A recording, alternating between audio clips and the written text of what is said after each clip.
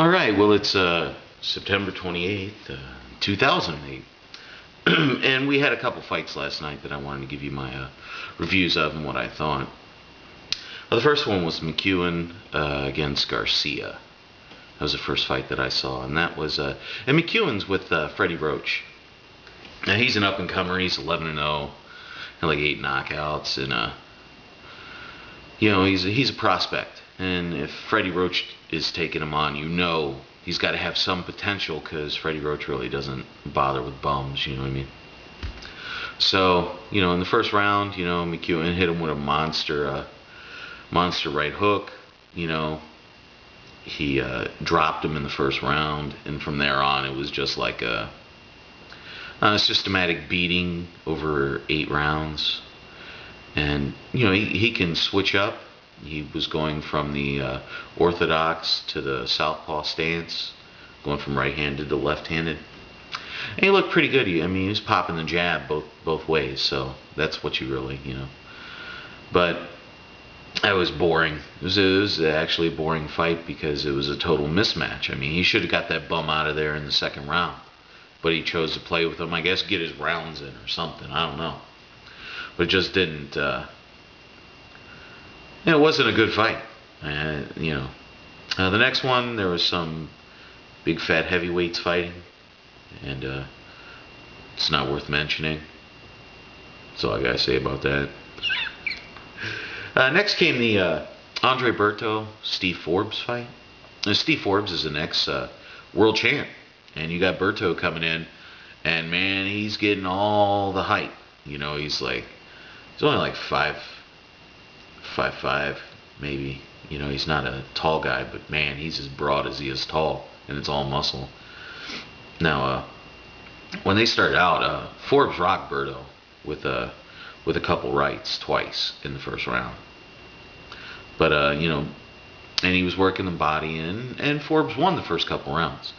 But Berto just kept coming, man. He's fast and he can hit. So when he would let his hands go, he did really well. On the other side, you could say the same thing for Forbes, is that he wasn't letting his hands go, and it was starting to look like maybe age was catching up with him. And at the end of that, went to the decision, and Berto won outright. I didn't agree with the judges. One of them had it for 118, 109. I thought it was a little closer than that. I had it 7 rounds to 3 with 2 tied. So it was like 100. I can't even think of the score right now, so I'm not totally into it. I just woke up. The last fight was MosleyMayorga. Yeah, I'm so glad I stayed up till past midnight for this one. It's, oh god. He hurt him. Mayorga hurt Mosley with some uppercuts. It went back and forth. Not really. Mosley looked a lot slower than he ever has. And that might be because he's not on steroids anymore. And that at 37, age has really actually caught up to him. Big round in the 6th for Mosley. He was landing some big shots. Big left hook, overhand rights. 7th round, Mayorga comes right back. Mosley needs to let his hands go, man, but he's not firing. He made Mayorga miss a lot, but nothing. By the 12th, it was Mayorga's fight to lose. He had that fight locked up, and he got knocked out with 1 second left. Crap. Ran out of gas. I guess that's what happens when you smoke 60 cigarettes a day when you're not training. Lesson learned, hopefully. He just ran out of gas, and Mosley caught him, which was kind of shocking because Mosley basically had his ass kicked to the whole fight. He looked horrible. It was painful to watch that Mosley. I wouldn't want to watch another fight that Mosley did if that's how he was going to fight again.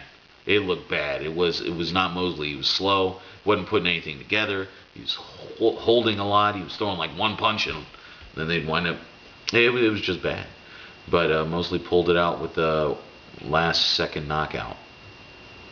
And he knocked him down earlier in that round, but that wasn't enough to win the fight. I'll tell you that much.